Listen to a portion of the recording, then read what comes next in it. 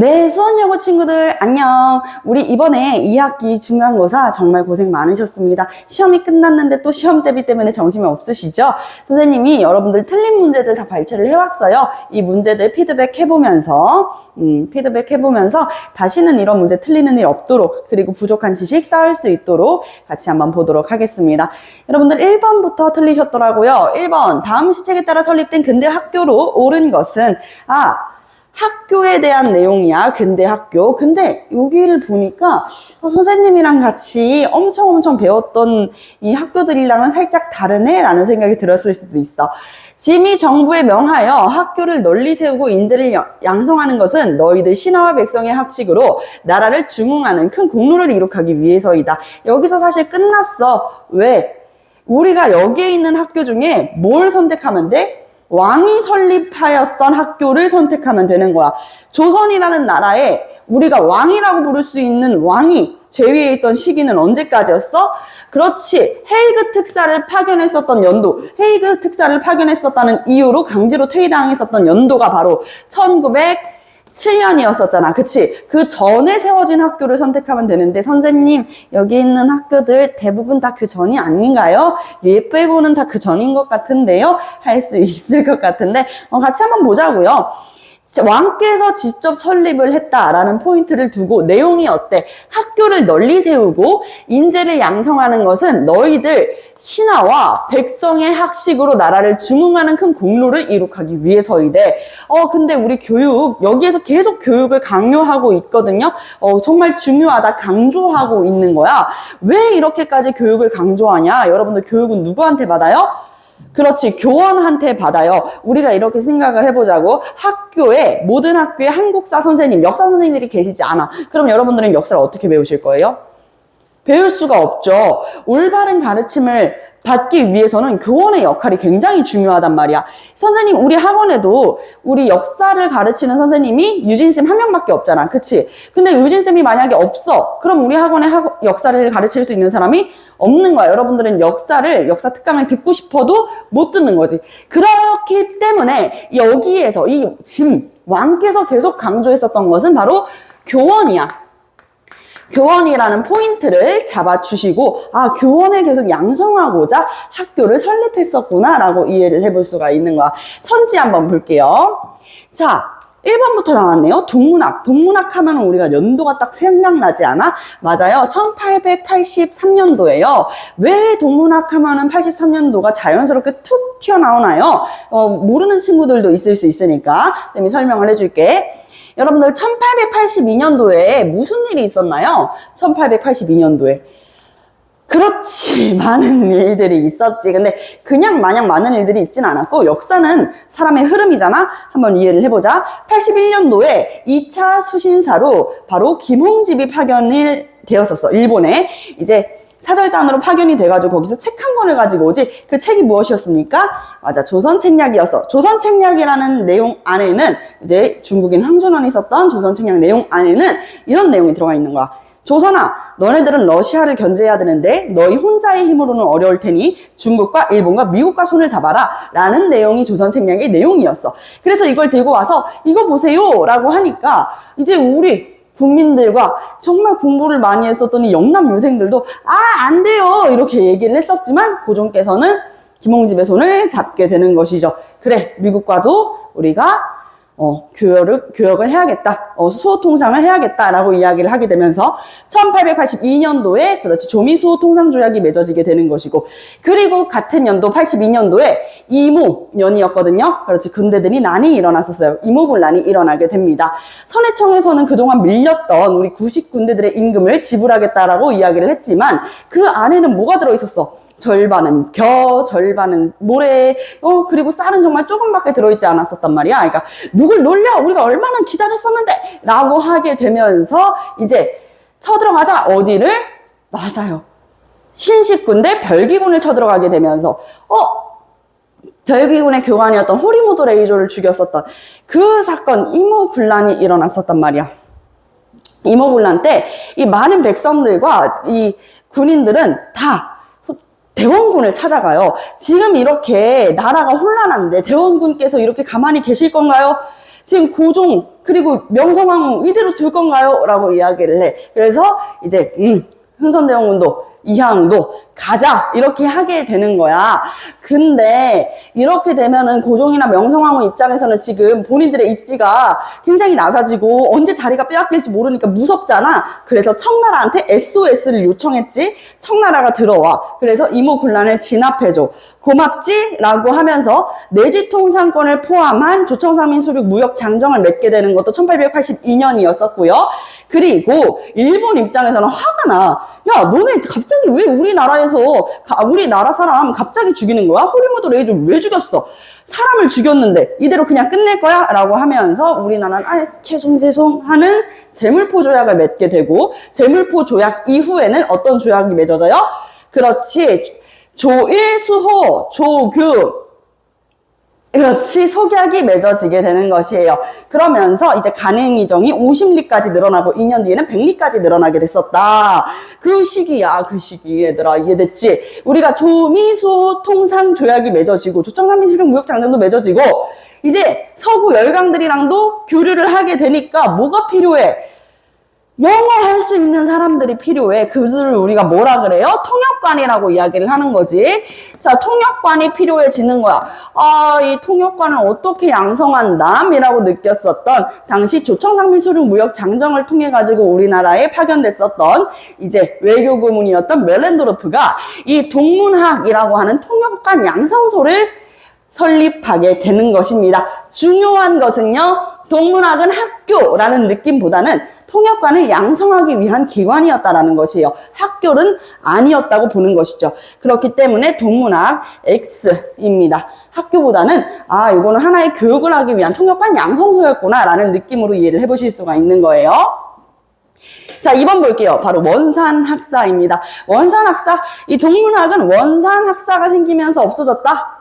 아니죠. 이 동문학은 무경공원이 생기면서 없어졌던 거지, 원산학사랑은 다른 얘기야. 이거 어떤 친구가 물어봐가지고. 자, 원산학사는 같은 연도 1883년입니다. 당시에 이제 우리나라 최초의 학교로는 여러분들이 알고 있어. 우리나라 최초의 근대적 학교 이렇게 알고 있는데, 누가 설립했냐가 굉장히 중요해. 원산이잖아. 이때 당시에 민간 학교였단 말이지. 민간 한남 원산, 함경남도의 원산 지역에 우리 한국 최초의 학교였지만 민간에 의해서 설립됐기 때문에 여기에는 포함되지 않아요. 왕께서 민간인이 아니시잖아요. 그치? 민간에 의해서 설립된 학교는 아니었다. 자, 그리고 유경공원, 아까도 이야기를 했었죠. 동문학이 생기고 나서 이 유경공원이 생겼단 말이야. 1886년에 설립되니까, 그리고 나서 이 동문학은 그럼 우린 굳이 있을 필요 없겠는데? 라는 생각이 들어서 동문학은 폐지가 됩니다. 이 유경공원이 이제 동문학으로서의 역할을 한다는 건데, 이것은 무엇이냐? 동문학, 한마디로 외교관을 이렇게 만들려면 공부를 해야 될 거 아니야? 그래서 외국어 강사를 국가에서 직접 어떻게 초빙을 해와요. 그렇게 이제 설립됐었던 게 최초의 근대적 공립학교가 되는 유경공원이다. 이해되시죠? 최초의 근대적 공립학교라는 거야. 나라에서 세웠다는 거야. 그 키워드 기억해 주시고.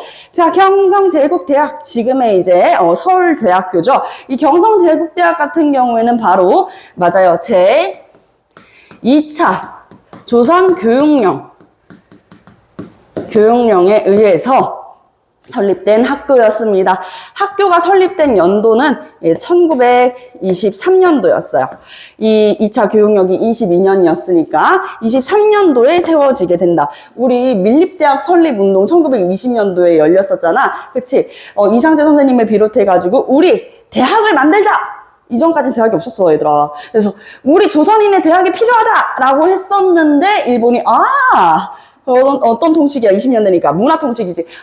조선인들아, 너네들이 원하는 게 대학교였구나. 야, 그러지 말고 우리가 설립해 줄게 라고 하면서 일본이 설립한 대학이 바로 경성제국대학이었다는 거야. 이것은 일본이 설립했잖아. 요것도 해당하지 않는다. 다 틀렸고요. 이 한성사범학교, 여러분들 학교 선생님 되고 싶으면 어떤 대학교가? 사범대 가지. 그렇지. 교원을 양성하기 위한 학교였었다는 거야. 설립 연도는 1895년이었습니다. 그렇기 때문에 정답은 뭐가 된다? 요것이 되는 것이다. 우리 교육에 대한 교육을 이제 장려하는 내용은 1894년 가보개혁 때 1차 가보개혁 때 이미 이제 내용이 수립되었기 때문에 정답 요것으로 결정해 볼 수가 있는 거죠. 1번의 정답은 5번이다. 자, 다음 문제 한번 넘어가 볼게요. 다음 문제. 4번 문제도 여러분들이 많이 틀렸는데 4번 문제는 이따가 선생님이 서술형 문제랑 같이 피드백을 해볼게. 자, 이번에는 6번 문제. 혹시 여기에 있는 내용이 잘 보이시지 않는다면은 선생님이 여기 위에다가 그 문제만 따로 올려놨어요. 문제 같이 보면서 한번 풀어봅시다. 밑줄 친 이 단체에 대한 설명으로 옳은 것은 이 단체는요, 박상진들을 중심으로 구성된, 이게 뭐예요? 죄송합니다. 오탈자가 있네요. 비밀. 자, 비밀 결사로 군대식 조직을 갖추고 독립군 양성, 무기 구입, 군자금 모집, 친일보호 처단 등의 활동을 전개하였다. 이거 1910년대에 우리나라 국내에서 만들어졌었던 항일 단체, 항일 독립운동 단체예요. 뭐예요? 그렇죠. 뭐라고? 그렇지. 우리 대한광복회가 나와야겠습니다. 대한광복회는 우리나라 국내에서 조직됐을 뿐더러 박상진 선생님이 총사령관, 부사령관으로는 이제 김자진 선생님이 있어가지고 진진 브라더스 이렇게 이야기를 했었어요. 자, 그럼 대한광복회에 대한 설명으로 옳은 것을 고르면 되겠습니다. 선지 한번 볼게요. 공화주의를 지향했다. 이미 정답 나왔어요. 민주공화정을 지향했었죠. 1910년 되면 아직까지 15년도에 만들어졌었거든. 아직까지 누가 계실 때야? 고종께서 살아계실 때야. 고종께서 살아계심에도 불구 공화주의를 지향했다. 공화주의 쉽게 얘기하면 뭐라고요? 그렇지. 왕이 없어. 왕이 영명, 왕이 공명. 공화주의를 지향했었다. 자, 같은 연도 1910년대에 우리나라 국내에서 만들어졌었던 항일 독립단체 중 고종의 밀명을 받고 조직되었었던 단체의 이름은 무엇이에요? 맞아요. 대한독립의금부입니다. 대한독립의금부.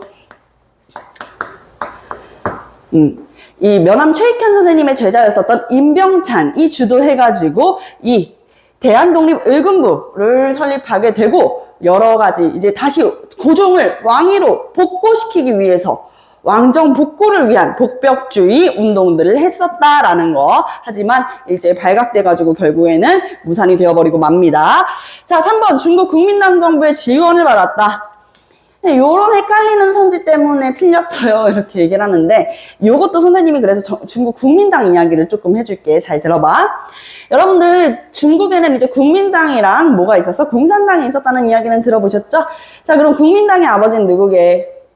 이렇게만 얘기하면은 대부분의 친구들은 장개석, 장제스에 대해서 이야기를 한다? 근데 진짜 원래 이 국민당의 아버지는 바로 순원이라는 사람이었어. 순원 들어봤죠? 맞아요. 신의 혁명을 성공시켰었던 인물이란 말이야. 중국에도 우리나라처럼 근대화 운동이 일어났었어. 일본은 메이지 유신을 통해 가지고 빠른 근대화를 이룰 수 있었지만 중국에는 청왕조가 무너지고 청왕조를 무너뜨리기 위해서 무너뜨려가지고 나라가 망한다는 건 아니고 무너뜨리고 조금 더 좋은 나라를 만들기 위해서 근대화를 이룩하기 위해서 여러 가지 운동을 했었는데 첫 번째가 태평천하 운동, 그리고 양무운동, 변법 자강운동, 의화단운동 이 4번의 운동을 거쳐가지고 마지막에 이 신의 혁명이 성공하게 되는 것입니다. 신의 혁명을 성공시켰던 인물이 바로 순원인데 당시에 이제 신의 혁명이 성공을 하면서 우창봉기가 1911년도에 일어났었어. 우창에서 봉기가 일어나면서 임시정부의 필요성을 느낀 거야. 임시정부라는 건 비단 우리나라에서만 있었던 게 아니거든.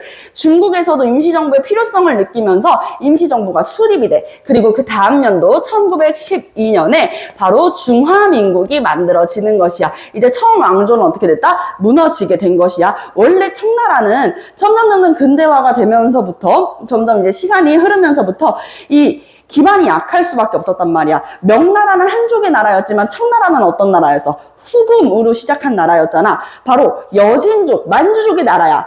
여진족은 사실 극히 소수민족이지. 원래 이 중국의 90%는 다 거진 한 70%는 누구야? 한족이란 말이야. 그러다 보니까 대부분은 이제 소수의 인원이 다수의 인원을 정복해야 되는, 다수의 인원을 지배해야 되는 체제였기 때문에 그 기반이 자꾸 흔들리던 상태였다. 그래서 청 말기에 점점 이 청왕조에 대한 기반이 약해지자 한족들이 들고 일어난 것이다. 중화민국이 만들어졌어요. 자, 그리고 나서 중화민국이 만들어지고 나서 이 중화민국이라고 하면 대한민국 같은 거야. 대한민국 같은 거야라고 얘기하긴 하면 좀 이해하기 어려울 수 있는데 나라야, 나라. 나라이기 때문에 뭐가 있어? 나라에서 정부가 있을 거 아니야. 그 정부를 총괄할 수 있는 사람. 맞아. 이 신해혁명을 성공시키는 데 큰 기반을 다졌었던 순원이 당시 중화민국의 총통으로 있게 돼. 근데 이 순원이 총통으로 있게 된 거는 그렇게 긴 시간이 아니었어. 왜냐면 당시에 이제 북방의 군벌이었었던 위안스카이에 의해 가지고 다시 땅 물러나게 되는 거야. 그래서 이제 순원이 이를 갈면서 원래는 이제 비밀결사로 조직되었었던, 너무 깊게 들어가나? 조선혁명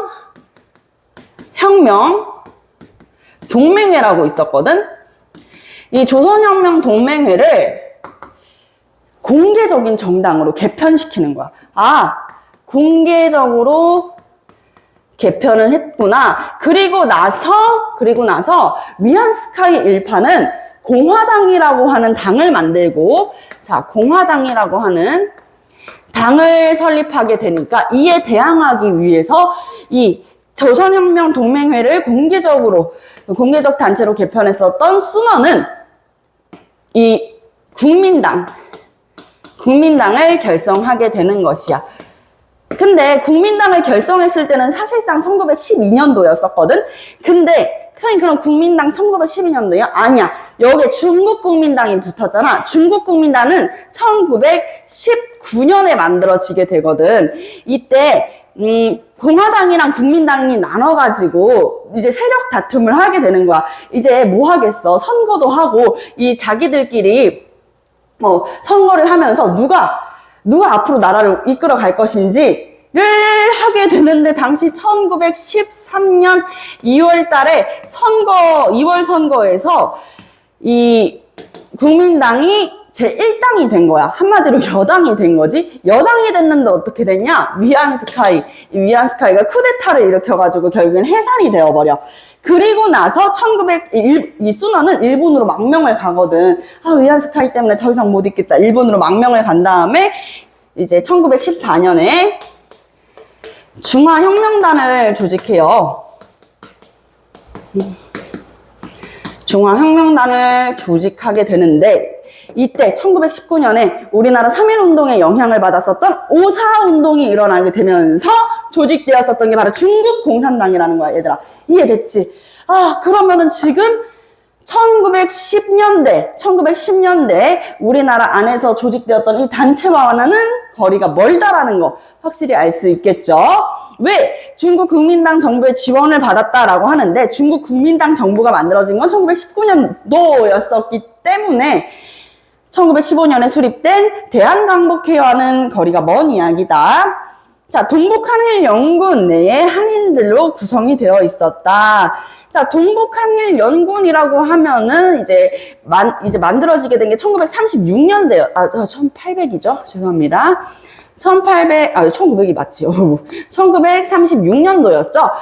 한참 이제부터 일본도 이빨을 드러내면서 만주사변 이후에 일본의 야욕이 점점 커지는 거야. 중국 대륙으로 진출하려고 했던 이 야욕이 커지면서 우리 동북아시아에 일본 싫어하는 나라들 모여. 근데 동북아시아에 누구 있어? 일본, 한국, 그리고 중국이 있어. 여기에서 일본 싫은 애들 모여 하면 두 나라밖에 없잖아. 그래서 동아시아, 극동 전선에 있는 사람들끼리 모이자, 우리끼리 힘을 합치자 해가지고 여기에 실제로 있었던 한인들이 이제 김일성, 여러분들도 들어봤죠?